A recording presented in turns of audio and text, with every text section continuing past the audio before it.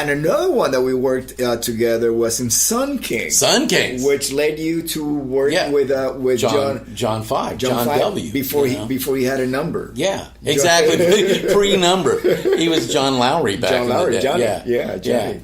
And it's funny because I still tell people it's like, because I remember the first time that I walked into the room. Yeah. And I'm like standing there watching you guys play, right? And all I could think of was like, look at that fucking guitar player. I know. That guy, because he never had a shirt on. He was completely tattooed and blonde, long, straggly hair. Yeah. And bell bottoms. These like bell bottoms, and never had shoes. And I just would watch him play, and I'm like, hey, you come with me. It's like when I first met him, it was through a mutual friend that said you have to check this guy out. So I went to Gazzari's. It was still called Gazzari's at the time. I remember Gazzari's. And he was playing in a band, and something happened to the lead singer on the way down the stairs to the stage that he started bleeding. Right. So the singer goes, guitar solo. So they started the set with a guitar solo. Right. And I thought, how cool is that? Right. So he's doing all these. At the time, I was still playing with Whitesnake. This is 1990. Right. But I was looking for players because David Coverdale announced that this was going to be the last Whitesnake tour. Sure. So I had, at the beginning of the tour, so I had a lot of time. We, all of us in Whitesnake, had time to gather our thoughts and see what we wanted to do next. And what I figured is why when I put my own band, which is not the Sun King, with an 18, 19-year-old John Lowry to become John 5. And I saw him play, and it was exactly the same feeling that you got when you first saw him play. Yeah. I want to work with this guy because he was so magnetic and just like... He was, and he's a perfect combination of... he told me right away what his influences were. Ace Frehley, Steve Vai. Yeah, I know. And it was like, okay. I know, it's like, okay, interesting. I used to... I still give him shit about, his obsession with Kiss. Like... Dude, you're so talented in music, and this is no disrespect to Kiss. They're phenomenal at what they do, but as a guitar hero, it's like I just didn't see the Kiss thing. But I do now, because I really, when you think about John and you see John, it's very Kiss-like at the end of the day in terms of it's all about the presentation and the alter ego of, And another thing, in addition to what you just said, because I agree with that, is also that all these musicians, and there's a lot of them, who actually are the biggest Kiss fans, who are very famous. These guys are very famous and successful. I know exactly what you're saying. There's a certain childlike quality to them in their lives. And it's that connection to the child that first got turned on by That's Kiss. Exactly it. Because they saw them as this like amazing, bigger than life. Yeah. When they're kids, they were like these giant cartoon characters. And I think it's so healthy to do. Absolutely. Like really healthy. No, I sort of subsequently have sort of figured out it all, and it totally makes sense. Well, we used to play a Kiss song back in the that was actually Lansing, Detroit Rock City. Yeah. We played Lansing not too long after Kiss had been there at that club, the Silver or whatever. I think it was Silver Dollar or something like that back then. And we were all like backstage going, dude, look, they signed the wall, and they were like, oh my God, that's so cool. So absolutely. Yeah. So, going back, because I want the listener to really get a good sampling of your, as a producer and co-writer, the bands that you work with.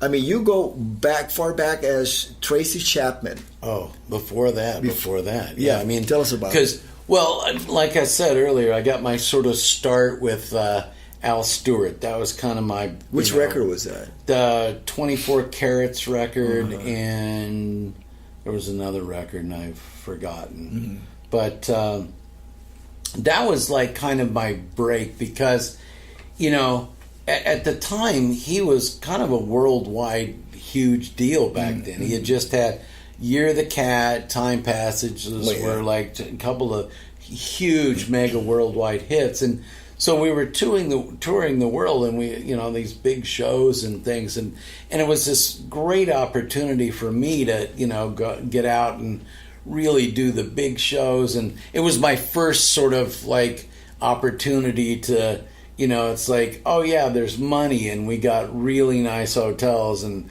we're flying everywhere. It's like, it was like this sort of, You mean you got multiple hotel rooms, not just the whole band in one room? Exactly. Wow, I know. It's like, exactly. And I was like, oh my God, I like this. It's like going from, being with Tony and all in the apartment and all that world to opening up to this, it was like, oh my God, this is amazing, And so after that, then, I got the opportunity to meet. That's when I met Vinnie Caliuto and a lot of these amazing players, right? So I had, my 5 minutes with Frank Zappa's band, that was like amazing. Because that was like, at the time, that was the very coolest gig you could have, was to play with those dudes. I mean, you're definitely one of the most amazing keyboard players I've ever been in a band with. Thank you. You are. I mean, you're a world-class musician. But it's funny because a lot of people don't even know that about me. That's why I'm saying it's like, it's like, because, it's like I always understood my job as a producer was just simply to do whatever needed to be done. Yeah. If it needed me to sit and, like one of the interesting ones, I got the opportunity to work with one of my heroes, which was Greg Raleigh, the keyboard player for Santana. Yeah, tell me about that. I did his solo record, and then I was set to produce the ill-fated Santana reunion record, and then that led me to producing Neil Schon from Journey, and then that led me back to a band called The Storm, which was three or four of the Journey guys doing that other version. But what was interesting about Greg is because Greg was just, he was, when I was a kid, he was like, oh my God, he was just amazing. I loved his style. The B3 sound he had was always so cool. And I remember the first time I worked with him, and then, I sat down and played a little bit, and he was like, oh my God. Yeah. And I'm like, well, wait a second. You're Greg Raleigh. What do you, it's like, exactly. And he was like, here, why don't you play keyboards on this part here? And I'm like, dude, why do you want me to do it when he's like, and then I found something really interesting because he had, he was very frustrated, I think, by some of the early Santana stuff because it was very, back as you were commenting about the old days, you'd be in a room, you had the whole band, and if anybody fucked up, you had to stop and do it over again. Well, nobody wanted anybody to make a mistake because the pressure was crazy back then. That's a lot of the reason why, I worked so hard to be, really good at what I did was because of that. Back in the day, especially when you did like if you did a commercial or you did a session on on these big dates with all these big records, it's like, dude, there's no room for fuck ups. You gotta be, that's it. You got it not only perfect, but perfectly in time, perfectly in, with feel. With the groove and everything. And I in some ways I think Greg was, felt frustrated by that because I think he wanted to feel freer. And we used to talk about that a lot, that, because one of the things that I tried to do with him a lot was say, hey, listen, dude, you are the man. You're so good. Don't look at it in a stressful environment. Because one of the things I always taught back in the old days was the red light was there for two reasons. The red light was there to record the very best thing that you have to offer the world. But the red light is also there to erase the dumbest stupid fuck up you did. So if that's the case, it's all good, man. Yeah. Just relax and just enjoy the process more.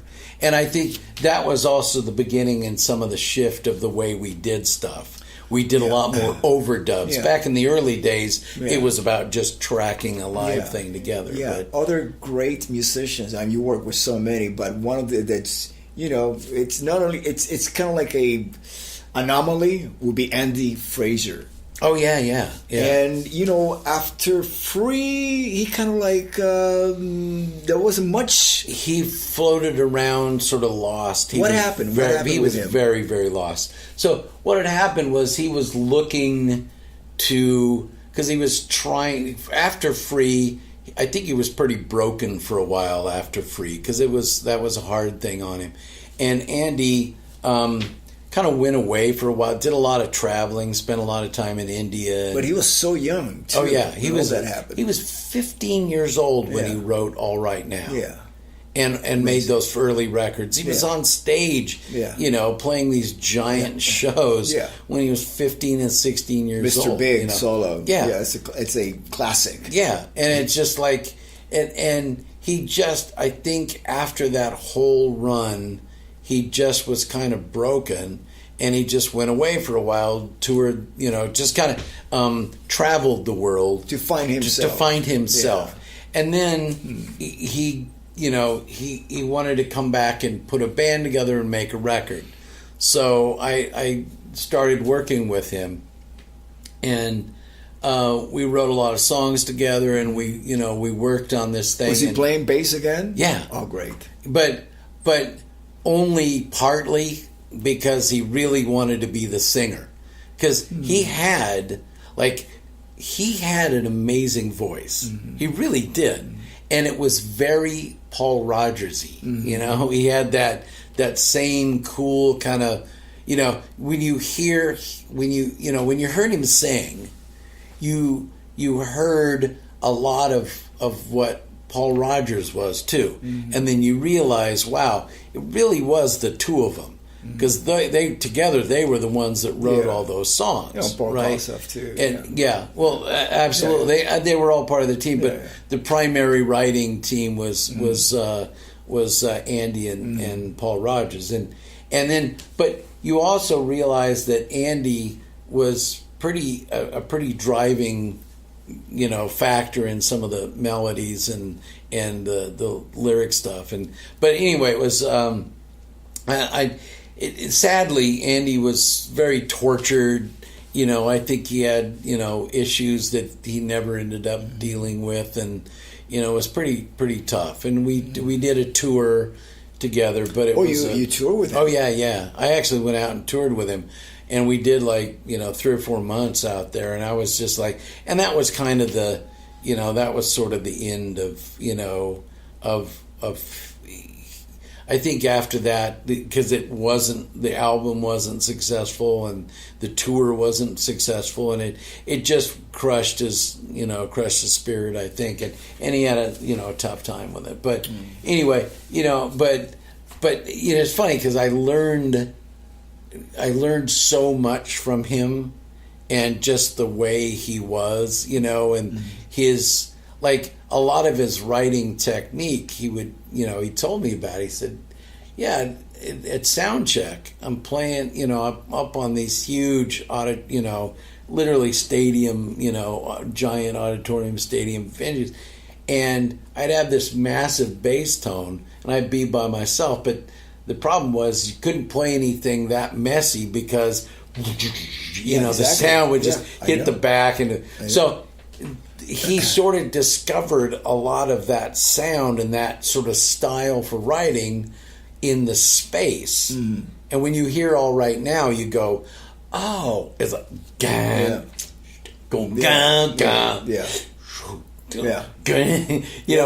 it was all about creating this space to let stuff breathe, and it's like, and it was funny because in my life, the one thing that I've always tried to do is every environment or every situation, I try to learn from it, and what's the takeaway in being in an environment with, you know, and like a, you know, like